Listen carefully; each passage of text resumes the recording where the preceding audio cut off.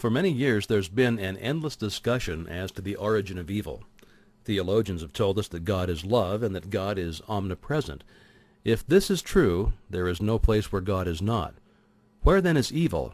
Satan and hell? Well, let us see. God is spirit. Spirit is the creative principle of the universe. Man is made in the image and likeness of God. Man is therefore a spiritual being. The only activity which spirit possesses is the power to think. Thinking is therefore a creative process. All form is therefore the result of the thinking process. The destruction of form must also be a result of the thinking process. Fictitious representations of form are the result of the creative power of thought, as in hypnotism. Apparent representations of form are the result of the creative power of thought, as in spiritualism. Invention, organization, and constructive work of all kinds are the result of the creative power of thought, as in concentration. When the creative power of thought is manifested for the benefit of humanity, we call the result good. When the creative power of thought is manifested in a destructive or evil manner, we call the result evil. This indicates the origin of both good and evil. They are simply words which have been coined in order to indicate the nature of the result of the thinking or the creative process. Thought necessarily precedes and predetermines action. Action precedes and predetermines conditions. Part 20 will throw more light upon this important subject. The spirit of a thing is that thing. It is necessarily fixed, changeless, and eternal. The spirit of you is you. Without the spirit you'd be nothing. It becomes active through your recognition of it and its possibilities. You may have all of the wealth in Christendom, but unless you recognize it and make use of it, you will have no value. So with your spiritual wealth, unless you recognize it and use it, it will have no value. The one and only condition of spiritual power is use or recognition. All great things come through recognition. The scepter of power is consciousness, and thought is its messenger. And this messenger is constantly molding the realities of the invisible world into the conditions and environments of your objective world.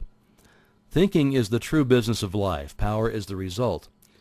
You are at times dealing with the magical power of thought and consciousness. What results can you expect so long as you remain oblivious to the power which has been placed within your control?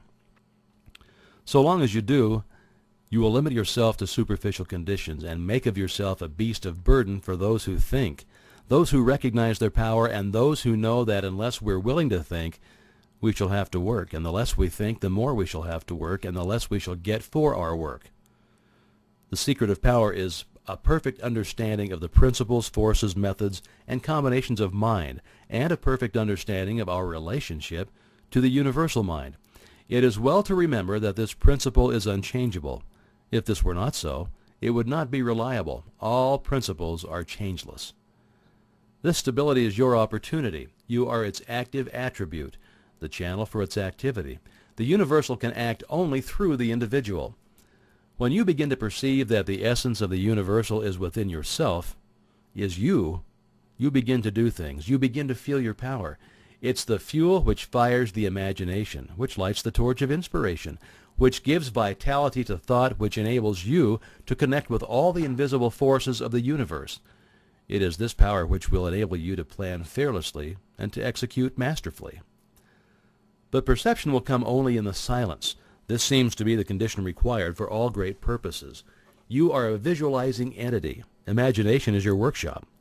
It's here that your ideal is to be visualized.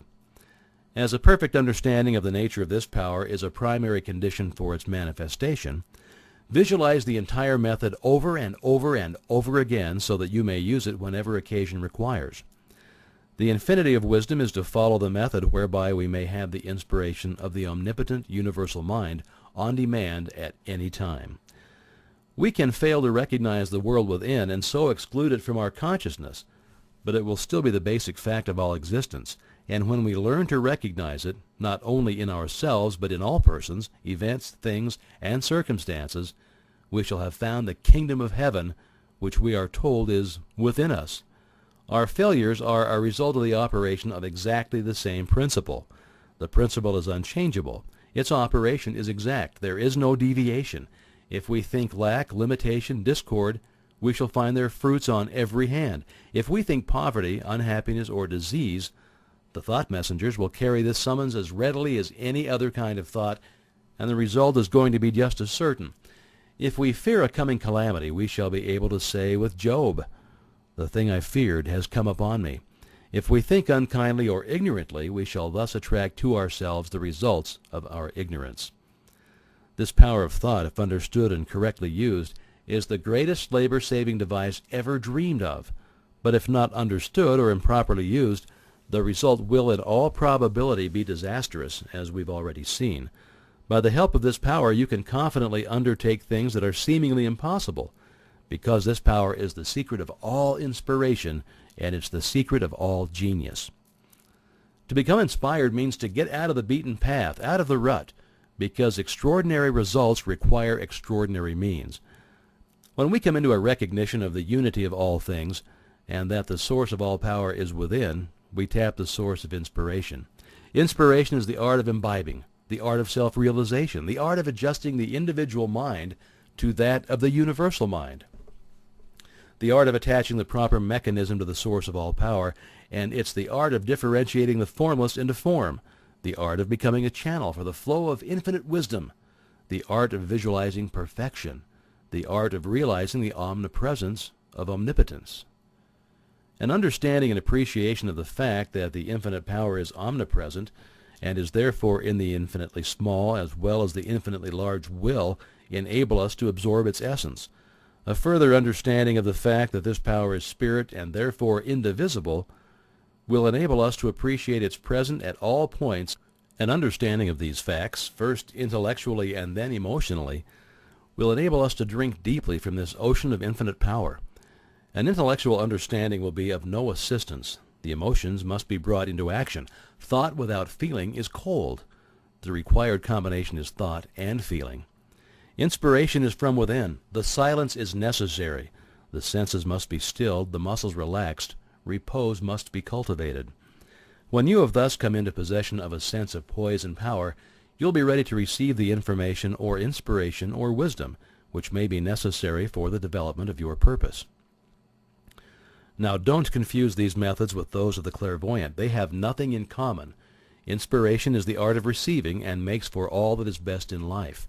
Your business in life is to understand and command these invisible forces instead of letting them command and rule you. Power implies service. Inspiration implies power. To understand and apply the method of inspiration is to become a Superman. We can live more abundantly every time we breathe if we consciously breathe with that intention. The if is a very important condition in this case, as the intention governs the attention, and without the attention you can secure only the results which everyone else secures, that is, a supply equal to the demand. In order to secure the larger supply, your demand must be increased, and as you consciously increase the demand, the supply will follow. You'll find yourself coming into a larger and larger supply of life, energy, and vitality. The reason for this is not difficult to understand, but it is another of the vital mysteries of life which does not seem to be generally appreciated. If you make it your own, you will find it one of the greatest realities of life. We are told that in Him we live and move and have our being, and we are told that He is a spirit, and again that He is love, so that every time we breathe this life, love, and spirit.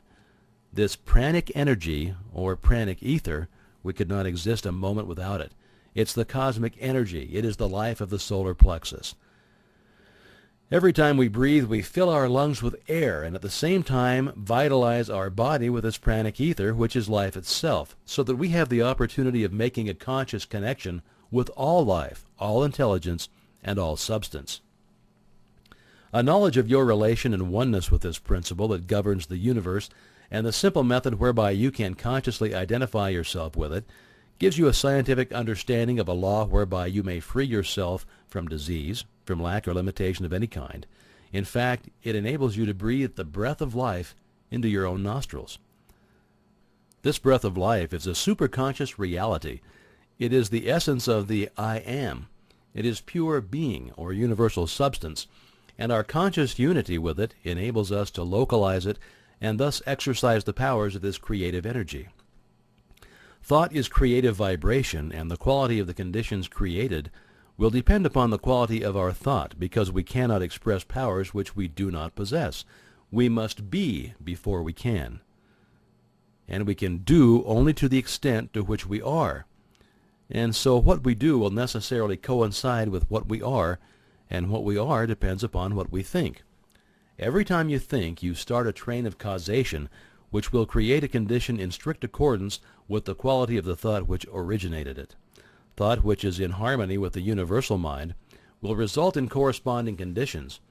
Thought which is destructive or discordant will produce corresponding results. You may use thought constructively or destructively, but the immutable law will not allow you to plant a thought of one kind and reap the fruit of another. You are free to use this marvelous creative power as you will, but you must take the consequences. This is the danger from what is called willpower. There are those who seem to think that by force of will they can coerce this law, but they can sow seed of one kind and by willpower make it bear fruit of another. But the fundamental principle of creative power is in the universal, and therefore the idea of forcing a compliance with our wishes by the power of the individual will is an inverted conception which may appear to succeed for a while, but is eventually doomed to failure, because it antagonizes the very power which it is seeking to use. It is the individual attempting to coerce the universal, the finite, in conflict with the infinite. Our permanent well-being will be best conserved by a conscious cooperation with the continuous forward movement of the great whole.